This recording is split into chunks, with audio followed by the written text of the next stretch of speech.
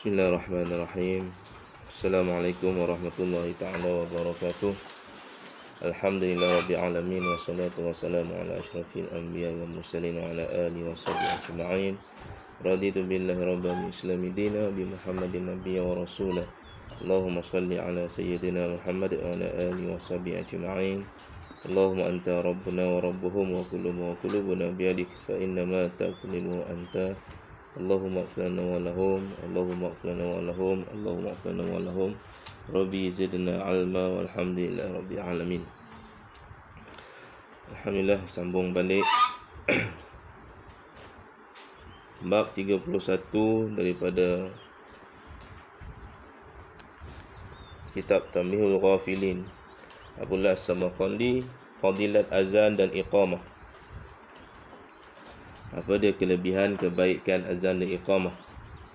Kita ada azan, kita ada iqamah. Jadi kita nak tahu apa fadilatnya, kebaikannya. Betul, kita jangan bersembang dengan bercakap, dengan buat benda lain selain pada dengar azan dan iqamah. Jadi kita nak tahu dan amalkan benda ni sampai kita mati. Qala mu'allif rahimallahu ta'ala,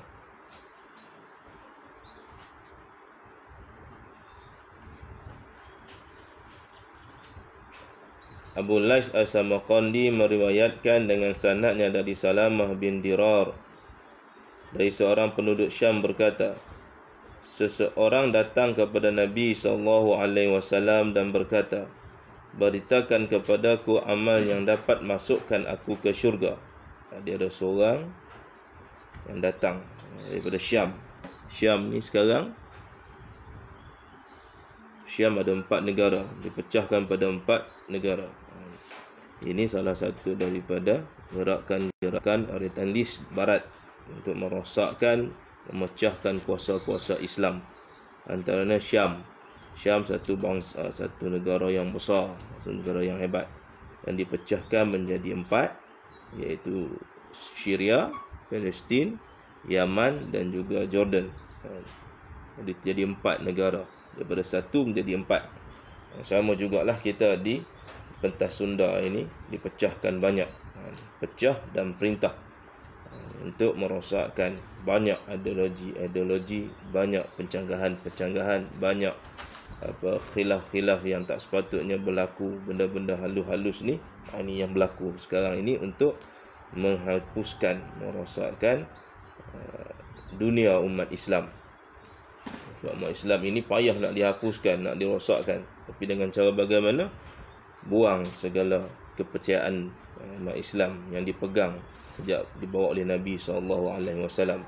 Dia seorang penduduk Syam ni, dia berkata, seorang datang kepada Nabi SAW dan berkata, beritakan kepada aku amal yang dapat masukkan aku ke syurga. Dia minta pada Nabi satu amalan yang boleh masuk syurga.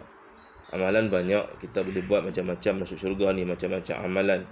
Tapi amalan-amalan ni kadang-kadang ada orang ni dia suka buat amalan ni, ada orang ni suka amalan ni. Dia masing-masing. Selagi mana kefarduan, ketuntutan Allah, ketaatan pada Allah dia tunaikan, dan amalan-amalan tambahan ni dia laksanakan, maka dia mendapat kebaikan. Sebab tu kita tengok Nabi menguraikan bagi hadis, cerita pada kita berbagai-bagai kaedah melakukan amalan. Antaranya salah satunya ialah Nabi sebut kepada kita, kun muazzina qaumika yajma'u bika salatahum. Qala ya Rasulullah in lam atik. Qala kun imama qaumika yaqimu bika salatahum. Qala fa in lam utik. Qala fa alaika bis safi awal. Jadilah tukang azan, Bilal. Nabi kata, kun muazzina. Nabi suruh kita jadi tukang azan. Jangan kita suruh azan tak nak azan. Sebab mulia orang jadi tukang azan. Bilal bin Rabah, sebab azan seorang yang Nabi angkat. Bukan orang yang kita kata hebat, tidaklah. Daripada segi sebelum Islamnya itu, orang yang berkulit hitam, hamba sahaya yang begitu dikejami oleh tuan dia, Muayyah apa nama dia? Muawiyah tadi, bukan Muawiyah, apa nama tuan dia? Umayyah bin Khalaf. Dia banyak. Dia tapi Nabi angkat menjadi seorang muazzin, yang menjadi tukang azan Nabi SAW, tukang gerak Nabi, tukang bagi tahu Nabi waktu. Ini Bilal Rabah. Jadi orang yang azan ni satu suruhan daripada Nabi SAW, besar ganjarannya. Jadi antara sifat. Jadi kita jangan duk rasa malu lah, dengan duk berasa segan lah. Alah jadi tukang Bilal. Tukang Bilal, tukang panggil orang. Satu, dia menyebarkan syiar Islam, melaungkan syiar Islam. Orang kafir, orang Islam, orang yang malas, orang yang rajin, semua dengar, haiwan dengar. Dan bahkan orang-orang yang azan dengan ikhlas sampai ke langit, malaikat dengar. Jadi azan lah. Bukan suruh sedap, asalkan betul lafaz tartilnya itu dah yang terbaik. Sedap tapi tak ikhlas pun tak guna juga. Seorang sahabat Nabi, dia azan sedap dah Bilal lagi. Tapi malaikat Jibril turun tanya, "Ya Rasulullah, tak solat subuh ke hari ni?" Kami solat habis dah. Kenapa aku tak dengar? Tak ada dengar azan pun. Sebab kalau sahabat Nabi tadi tu, dia azan nak tunjukkan dia lebih sedap, lebih lantang. Tapi sebenarnya bukan sedap. Azan tak perlu sedap. Tapi kalau sedap tu satu benda yang satu benda kita panggil bonus lah. Satu tambahan. Tak sedap pun tak apa, panggil orang, kita nak suruh orang bangun sembahyang. Itu. Kun muazzina, kata jadilah kamu tukang azan bagi kaummu, supaya mereka dapat berkumpul kerana seorang itu untuk sembahyang. Kita panggil orang sembahyang. Panggil. Sekarang tak payah nak menjerit dah, ada mic. Guna mic, panggil. Jadi tukang azan, tak ada masalah. Esok habis ke jadi tukang azan dekat kampung, tak ada masalah. Mulia di sisi Allah. Jangan cari kemuliaan di sisi manusia. Mulia di sisi manusia ni tahu mana? Bodoh. Mulia di sisi manusia ni jadi manusia yang bodoh, keji, hina, macam-macam benda yang kita sebut tak sedap dengar. Tapi kalau mulia di sisi Allah Subhanahu wa taala, tabarakallah, tidak ada lagi tempat yang lebih hebat melainkan syurga baginya. Jadi kita cari kemuliaan di sisi Allah. Apa kita nak malu jadi tukang azan? Azan lah. Hari-hari. Dia azan 5 hari.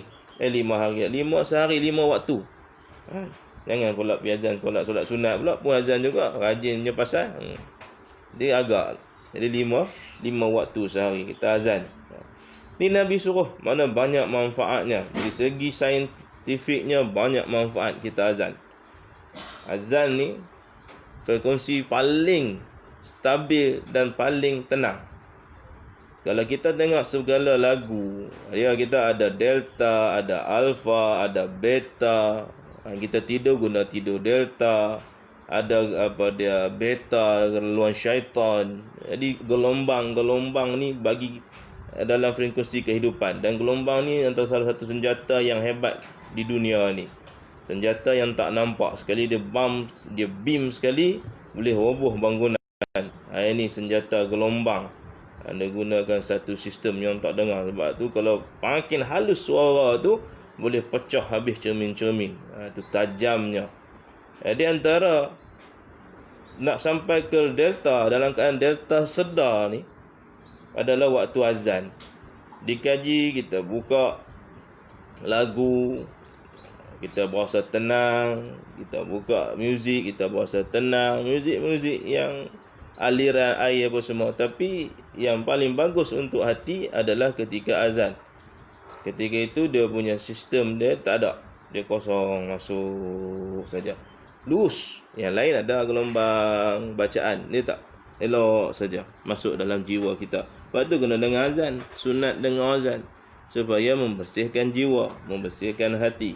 Ini dibuat kajian oleh saintis-saintis di negara-negara yang barat. Mereka buat kajian tentang azan. Bila buat kajian tentang azan, maka laungan azan itu gelombang dia begitu tenang. Tak tahu nak bagi tahu macam mana. Sebab tu sains Allah ni tak boleh nak bercerita. Boleh dikaji tapi tak boleh nak bercerita bagaimana ia berlaku. Boleh cerita dalam bab kita kajian, tapi bagaimana berlaku tu payah kita nak bercerita. Ini kehebatan, keagungan turut suruhan Allah Subhanahu wa taala. Azan ni lafaz dia daripada siapa? Sayyidina Umar duk mimpi, ada seorang sahabat, dua orang duk mimpi. Lafaz azan ni cerita pada Nabi panggil Bilal. Bukan daripada Nabi tapi dimimpi oleh apa ni, Sayyidina Umar Ibn Khattab dan ada seorang sahabat lagi, ada 2 orang. Jadi kita azan, panggil orang, seru orang. Jadi benda yang besar. Lalu dia bertanya lagi, jika tidak dapat, kalau saya tak dapat jadi muazzin, sabda Nabi SAW, jadilah imam untuk kaummu supaya mereka dapat menegakkan sembahyang kerana-Mu. Kalau tak jadi Bilal, jadi imam. Dia lagi tinggi. Jadi imam. Sebab jadi imam kat depan. Dia mengajak orang ikut supaya melakukan ibadah kefarduan kepada Allah Subhanahu Wa Taala. Dan ia berjanji, jika tidak dapat lagi ya Rasulullah, jawab Nabi SAW, jagalah saf pertama dalam tiap sembahyang. Itu saf pertama, duduk kat saf pertama. Jadi Nabi sebut solat azan dulu, jadi Bilal dulu. Kat sini Nabi sebut jadi Bilal dulu. Jadi Bilal, tak dapat jadi Bilal, jadi imam. Imam ni tak boleh duduk saja. Bilal ni kalau aku pergi sembahyang tu, pergi dulu. Kalau dia tak azan lagi, siapa yang nak ni? Dia kena pergi awal kat masjid dulu. Tok imam tak apa. Tok imam dia boleh pergi pusing-pusing lagi. Cari orang pergi sembahyang, dia boleh pusing Tok imam. Hukum ni kena pusing-pusing. Dah masuk waktu. Pergi masjid.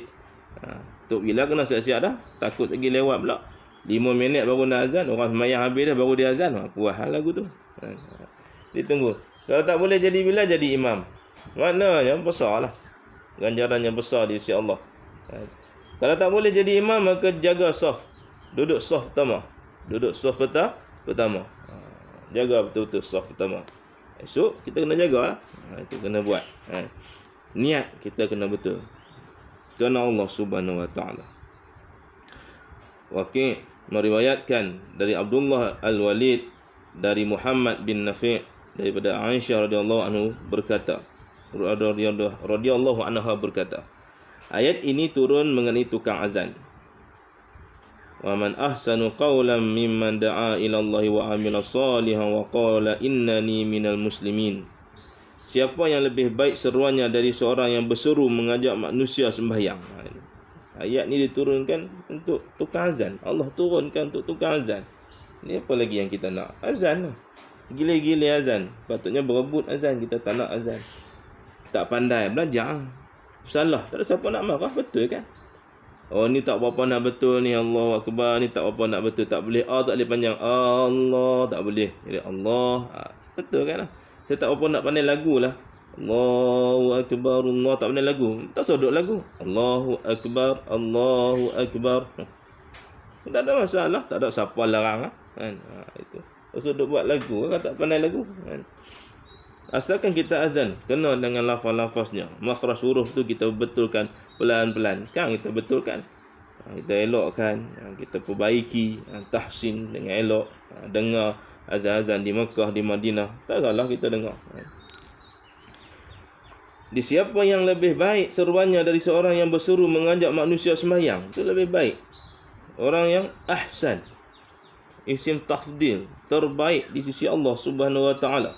Qala mimman da'a ila Allah, menyeru manusia kepada Allah, wa amila salihan, dan amalan yang soleh. Buat amal yang soleh iaitu sembahyang sunat di antara azan dan iqamah. Solat sunat, kita panggil orang tu dah baik dah. Solat sunat antara azan dan iqamah. Lepas azan kita solat sunat qabliyah ataupun solat sunat mutlak. Kita panggil solat sunat rawatib. Lepas tu kita solat iqamah dan doa di waktu itu dalam mustajab. Dan berkata, sungguhnya saya dari kaum muslimin. Inilah orang-orang yang muslim, orang Islam. Al-Qasim meriwayatkan dari Abu Umamah Al-Bahili radhiyallahu anhu berkata, Nabi SAW bersabda, yughfaru lil muazzini madda sautihi walau misla ajri man shalla ma'ahu min ghairi an yanqus min ujurihim syai'un. Diampunkan bagi tukang azan sepanjang jarak suaranya. Dosa yang Allah ampun siapa yang azan.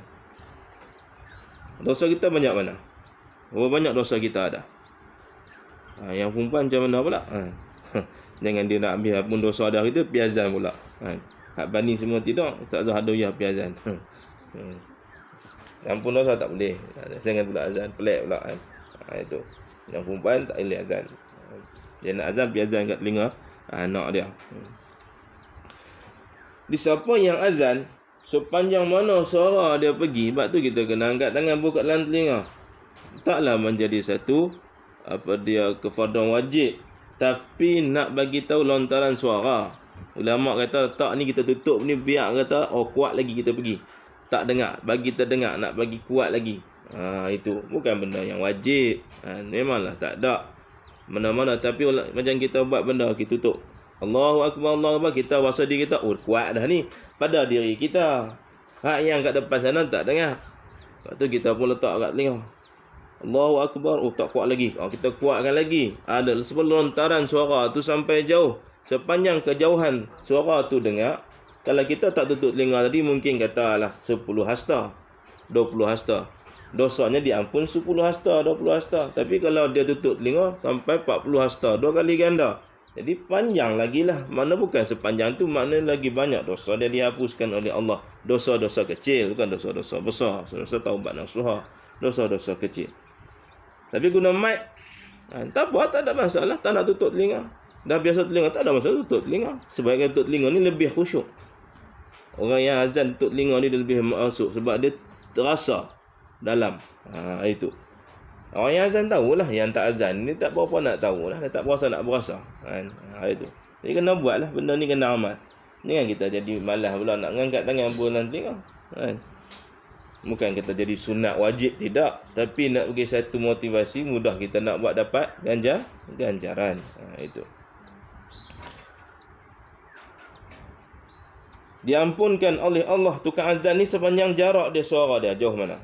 Dan ia mendapat pahala sebanyak orang-orang yang sembahyang kerana mendengar azannya tanpa mengurangi pahala mereka itu sendiri. Siapa yang dengar azan dia, bangun sembahyang, pahala yang ada pada orang tu semua dia dapat. Lebih hebat pada tu imam ni. Tu imam ada ganjaran pahala dia tu sendiri. Dia ada barakah dia. Tapi kalau ada bab yang ni menangkut, tu bila? Apa kita nak dikeji, nak rasa tak seronok? Alah. Sebab kita berasa tak seronok, allowance sikit. Yang pergi azan kena allowance buat apa? RM200, RM300, azan RM300. Patutnya kalau hukumnya tu, bagi allowance tinggi. Dia punya pahala lebih besar. Lebih besar daripada orang tukang bayar gaji dah tadi. Besar sungguh. Berapa ramai yang dengar azan dia? Berapa ramai? Kuat azan. Lah ni pula udah ada mic. Allahu Akbar. Lagi kuat. Dengar habis. Dah masuk waktu. Gerak. Satu rumah kata 3 orang. 3 orang semayang. Purata. Dalam kampung kurang-kurang ada 30 rumah.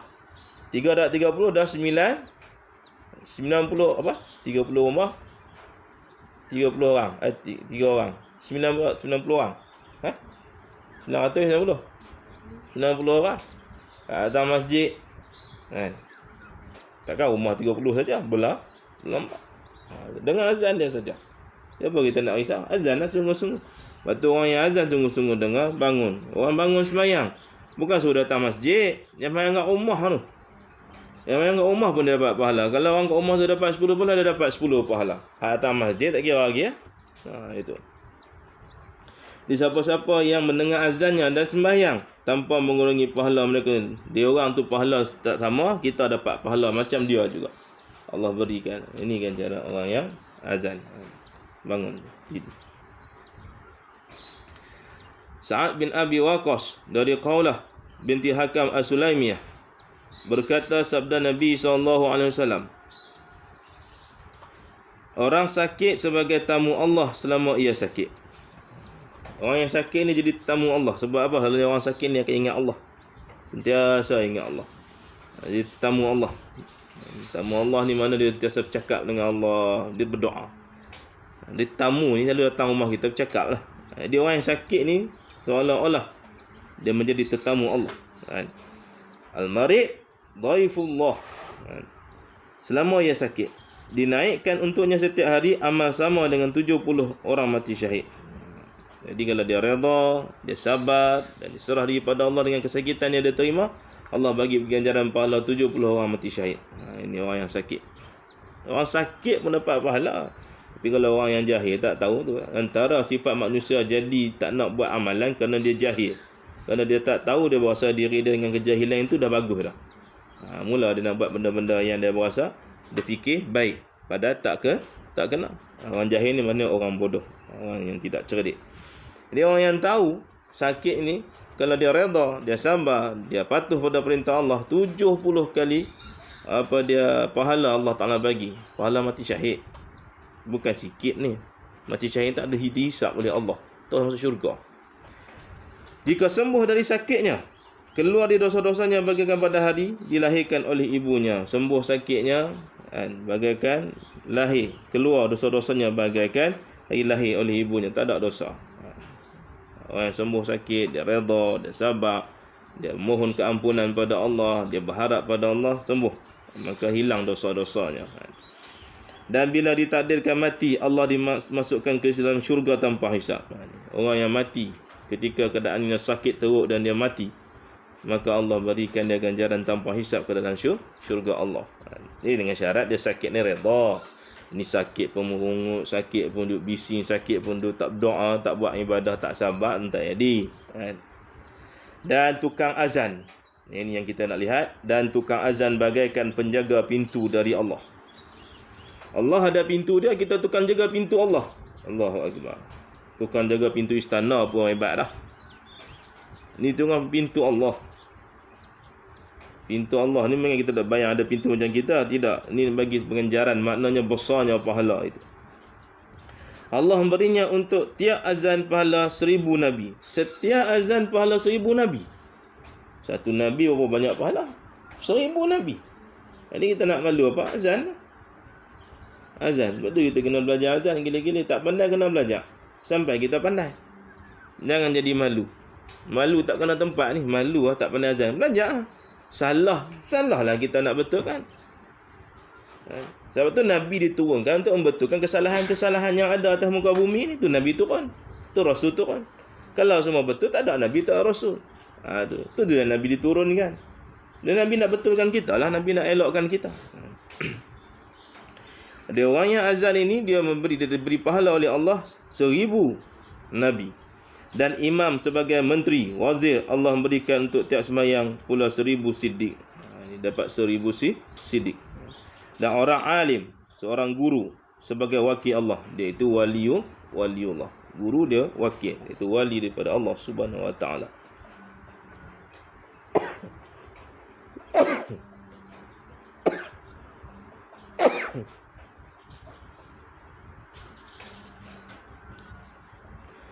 Allah mencatat untuknya untuk tiap hadis ibadah 1000 tahun. Allah mencatat untuknya untuk tiap hadis ibadah 1000 tahun. Dan orang-orang yang belajar, lelaki dan perempuan, sebagai khadam Allah. Awak semua sebagai khadam Allah. Khadam Allah. Khadam Nabi pun mulia dah. Ni khadam Allah.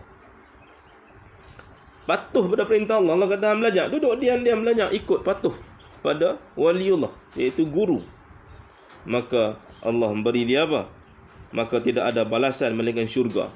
Mati syahid. Dosanya diampun oleh Allah Subhanahu wa taala orang selagi belajar. Sebab tu orang nak duduk dalam belajar. Tak dosa diampunkan oleh Allah Subhanahu wa taala dan diangkatkan masuk syurga. Itu jazaohum illa jannah. Mereka diberikan syurga. Abu Lais berkata, hajibullah itu sebagai perumpamaan kerana memberi kepada orang-orang waktu untuk menghadap kepada Allah. Wazirullah sebab orang-orang mengikutnya dalam sembahyang. Hajibullah ni ada waktu baru boleh buat haji, iaitu bulan Zulhijjah. Kalau jadi tok imam, jadi wazirullah, wazir, kepala, ketua. Sentiasa dalam setiap waktu orang duk ikut dia. Dia tunduk, orang kena tunduk. Dia berdiri, orang kena berdiri. Dia bercangkung, orang kena bercangkung. Kena ikut dia. Tak boleh lari pada dia. Siapa yang tak ikut dia, tak sah, tak diterima sembahyang itu. Itu maknanya kena ikut imam. Nabi SAW bersabda, yughfaru lil muazzini madda sauti wa yusaddiquhu kullu man sami'ahu min ratbin wa yabis. Diampunkan bagi tukang azan sepanjang suaranya dan dibenarkan oleh semua benda yang mendengarnya, baik ia basah dan kering, hidup, benda hidup atau mati. Diampunkan bagi tukang azan sepanjang suaranya. Panjang suara dia tu diampun, sama macam tadi juga. Dan dibenarkan oleh semua benda. Semua makhluk menjadi membenarkan, mensidikkan dia. Ini adalah orang yang benar. Ini adalah orang yang benar.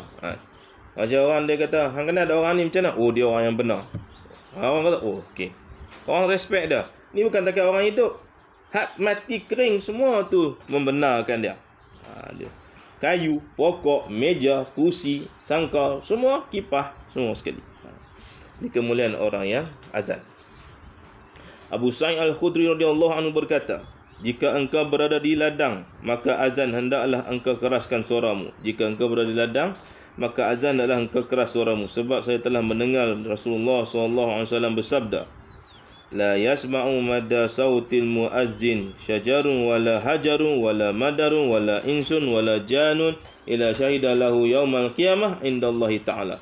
Tidak mendengar suara muazzin, tukang azan, pohon atau batu atau pasir atau manusia atau jin, melainkan semua itu akan menjadi saksi untuknya pada hari kiamat di sisi Allah SWT. Duduk kat ladang, azan dekat ladang, azan dekat mana-mana lah, kawasan-kawasan lapang yang penuh dengan tumbuh-tumbuhan, ni azan kuat-kuat.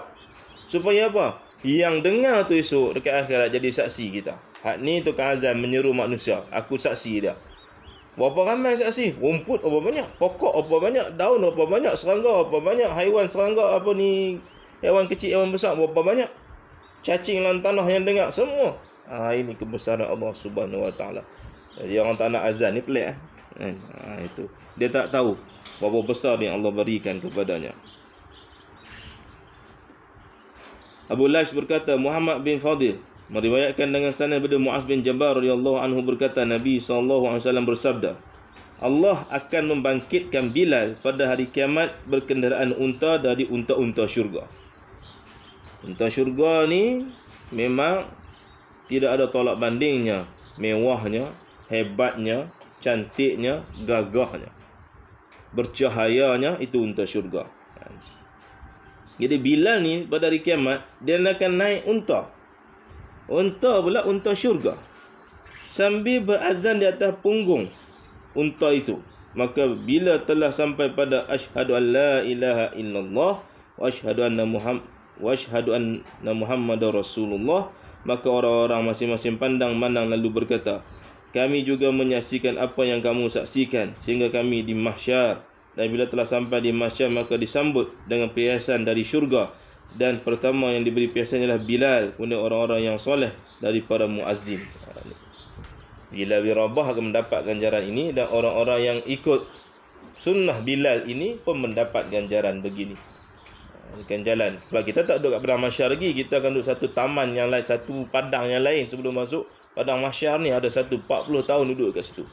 Akan berkenderaan daripada unta, masuk dengan pakaian. Orang lain bogel, dia pakaian. Ini muazzin.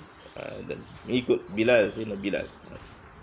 Qatadah berkata, telah sampai pada kami bahawa Abu Hurairah radhiyallahu anhu berkata, al-muazzinu adwalun nas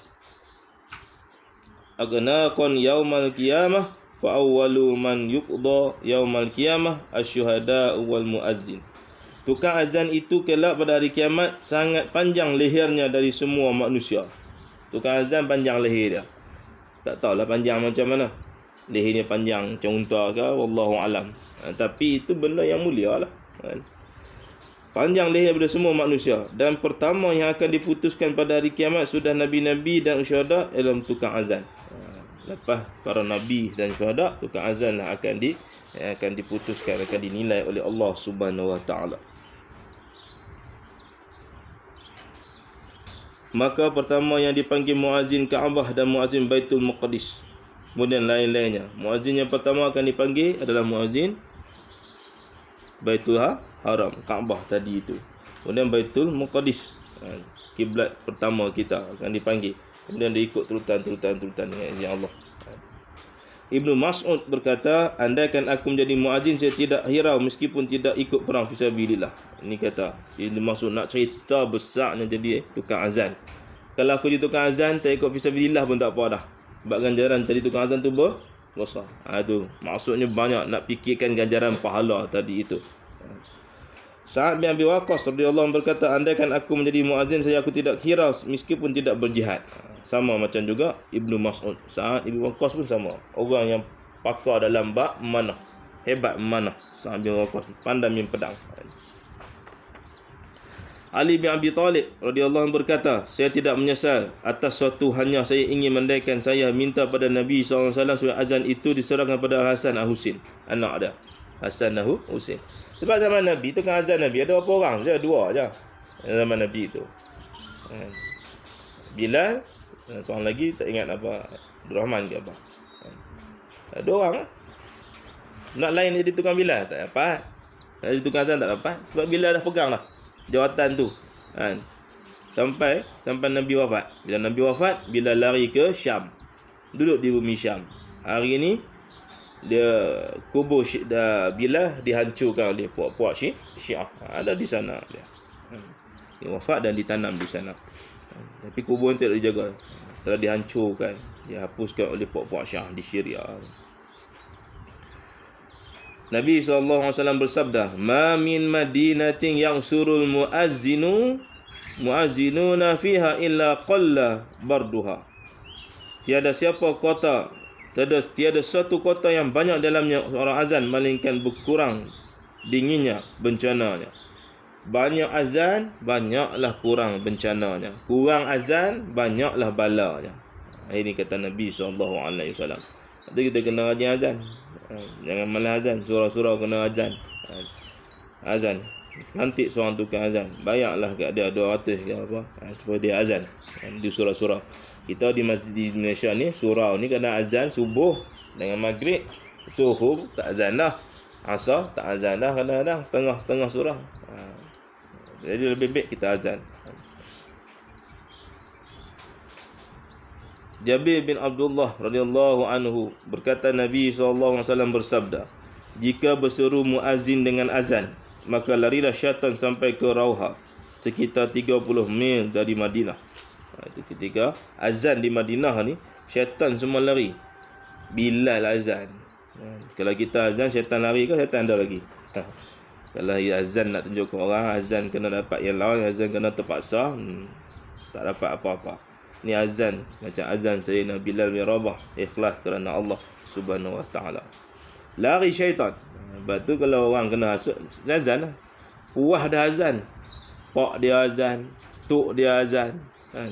Abang dia azan, adik dia azan, habis belakang azan, tak lari syaitan duduk dalam tu. Kenapa? Fikir balik. Yakin kat mana? Yakin dengan azan ke yakin dengan Allah? Kat situ lain pula. Itu kena azan. Orang sakit azan je, lari dia. Abu Lais radhiyallahu anhu berkata, untuk pahala azan yang besar, tiap muazzin harus mempunyai 10 sifat. Nak dapat pahala azan ni, ada 10 sifat ni. Ini baru jadi sempurna. Jadi kalau kita azan dekat orang sakit pun, azan dekat orang kena hysteria, lari dia. Tapi kena ada 10 sifat ni, baru boleh jadi antaranya. Yang pertama, mengetahui bila waktu sembahyang tiba dan menjaganya. Jadi dia sembahyang pun tak jaga. Azan dah, waktu masuk waktu pun, tapi duduk lewat sambil lewat. Tiba-tiba nak pergi azan orang yang sakit hysteria. Tiba-tiba nak pergi azan dekat dia ribut duk mai.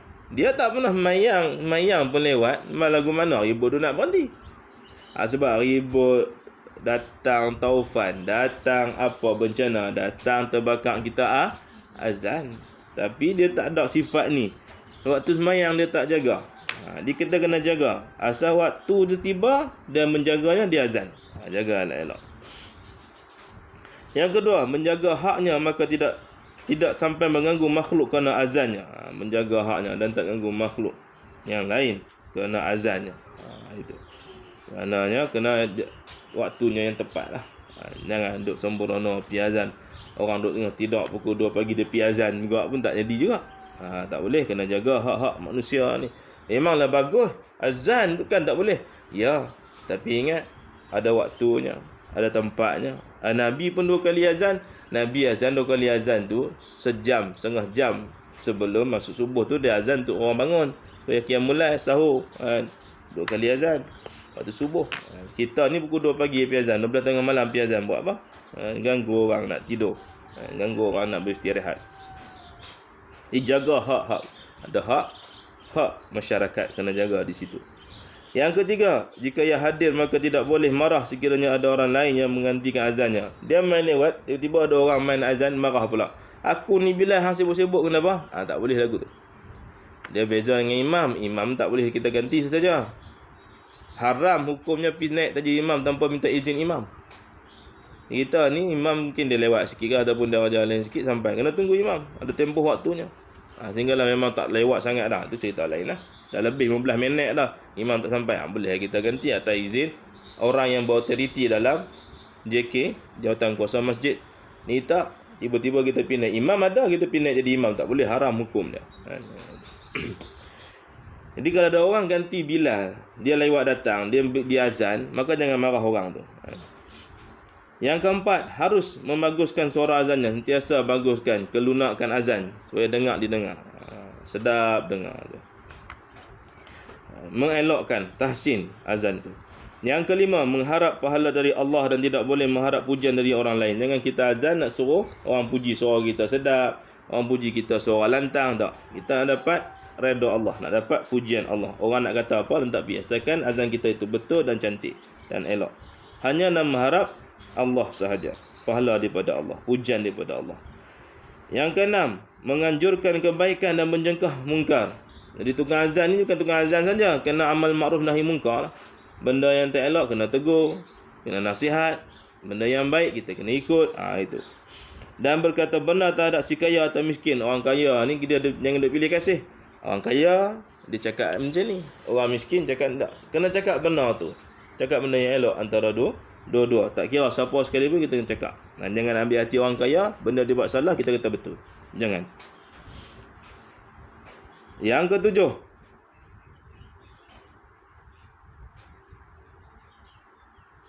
menunggu imam sehingga tidak memberatkan kepada makmum. Kena tunggu imam. Kena tunggu imam. Sebelum iqamah kena tunggu imam. Waktu Bilal tunggu. Nabi masuk, Nabi cakap, ya Rasulullah, dah habis azan. Tapi dah habis solat sunat. Nabi solat sunat dalam rumah. Nabi solat sunat dah. Lepas tu dia pun pakai azan. Nabi kata apa? Iqamat. Dapat izin imam kena qamat. Kena dapat izin imam kena qamat. Imam kata jangan qamat lagi, jangan qamat. Imam berautoriti, kuasa veto. Menunggu imam sekiranya tidak memberatkan kepada makmum. Selagi makmum rasa tidak berat, tapi sampai lama sangat mengganggu makmum nak pergi kerja apa semua, ni kita terus bangun qamat lah. Itu. Imam duduk main handset pula ke apa ke, duduk sembang tak boleh kan. Duduk mayang rakaat yang banyak pun tak boleh juga. Nombor 8, tidak marah jika ada orang menempati tempat kedudukannya di masjid. Jangan marah. Dia kata aku ni Bilal mesti duduk belakang imam, nak ganti dia mudah apa semua, duduk kanan imam. Tiba-tiba ada orang lain duduk, jangan duduk marah. Dia kena duduk sebelah lain pula. Jangan duduk marah. Dia kena bertoleransi untuk Bilal.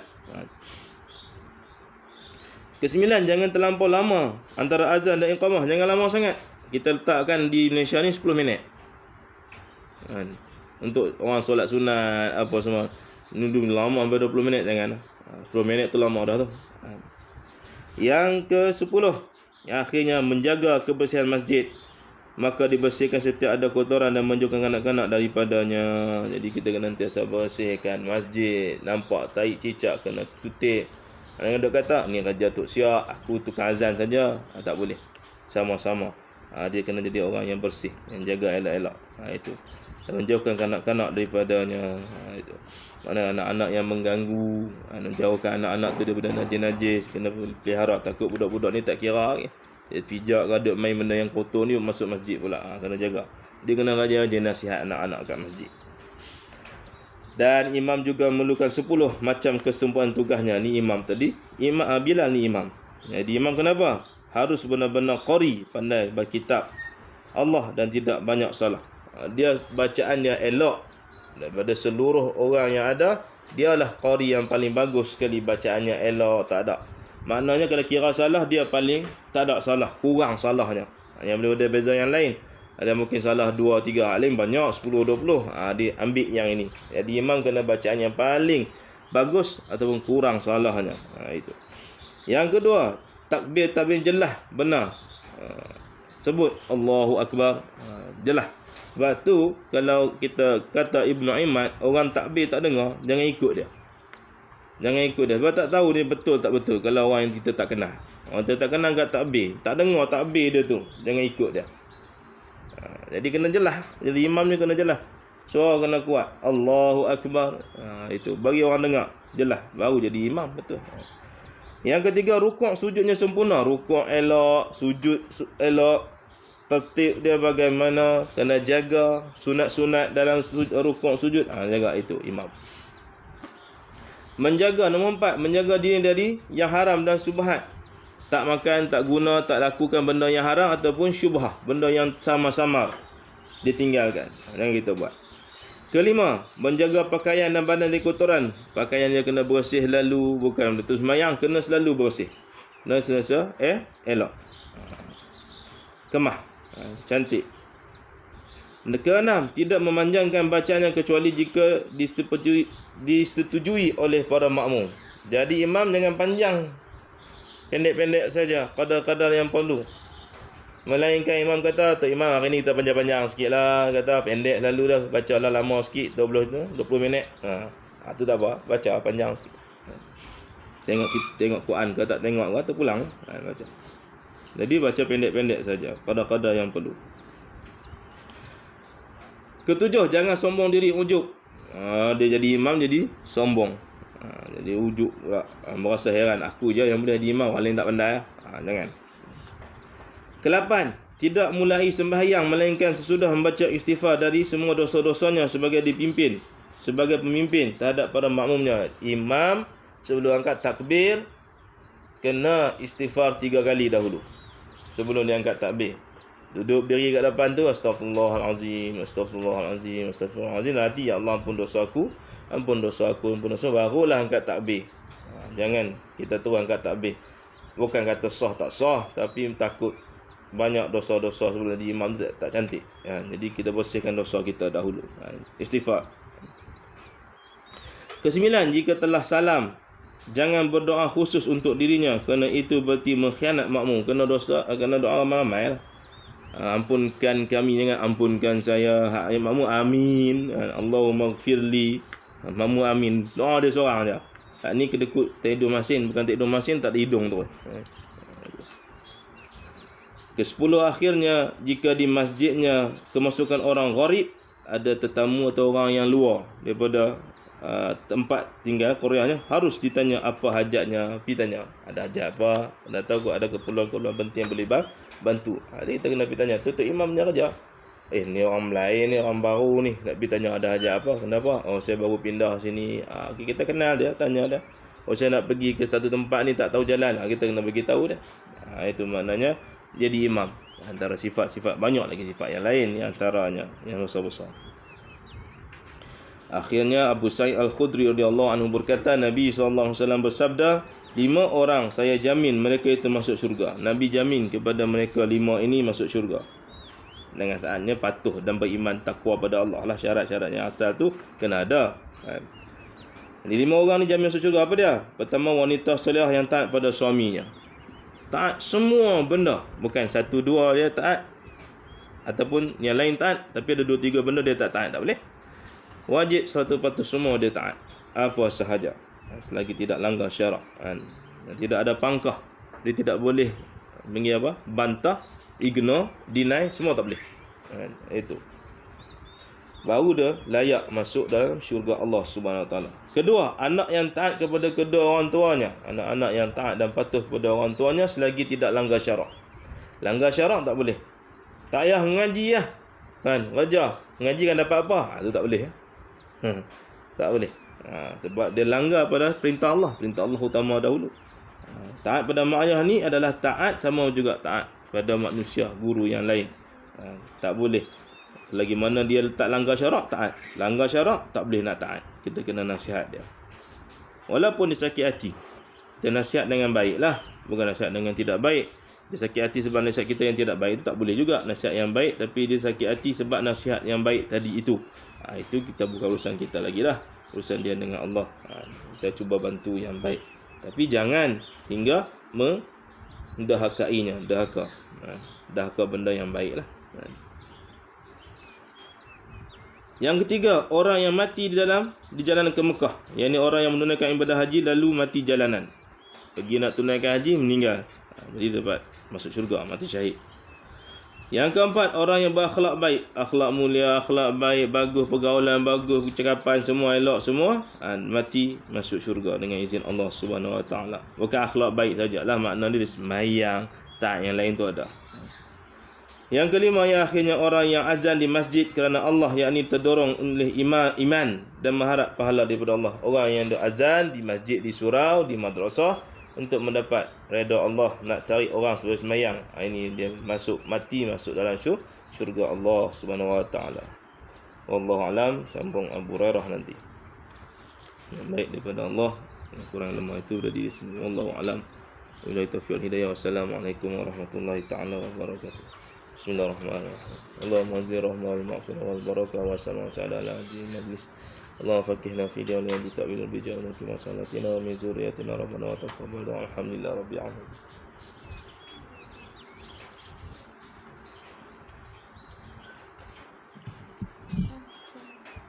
Boleh?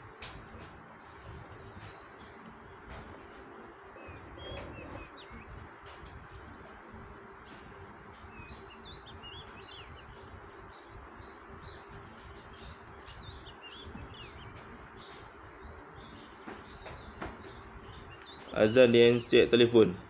Alah, kita tak buat apa, jawab. Azan ni boleh je guna handset, tak ada siapa larang pun. Kalau lah kata masjid tu tak ada orang azan, dia pasang yang MP3, boleh tak? Boleh. Tak ada syarat kata tak boleh. Tapi jangan lagu tu, takut nanti tu imam pun jadi pasang kaset radio juga. Yang sebaiknya orang lah azan, tapi tak ada. Dia dengar dekat dalam rumah, anak tak ada, dengar radio, IKIM, TV. Kita dengar, kita jawablah azan. Tapi bukan wajib jawab, sebab dia bukan lagi suara asal. Yang wajib jawab ni adalah suara yang asal. Keluar tu lafaz Allahu Akbar macam ni, tu jawab. Macam saya Allahu Akbar ni pun mana boleh asal, sebab yang sampai dekat sana tadi tu dia delay lah. Delay, kadang-kadang delay 30 saat, kadang delay seminit, kadang delay 2 minit. Itu. Jadi harus kita jawab azan, bukan kewajipan. Harus dengar. Frekuensi semua dengar. Harus. Tidak jadi kewajipan kita nak kena jawab azan. Dengar apa azan, kita tak jawab, dosa. Tidaklah begitu. Tapi jangan pula tengah azan tu dengan kita buat tak peduli, duduklah sekejap dengar, bukan lama mana pun, kuat-kuat 3-4 minit saja. Allahu a'lam.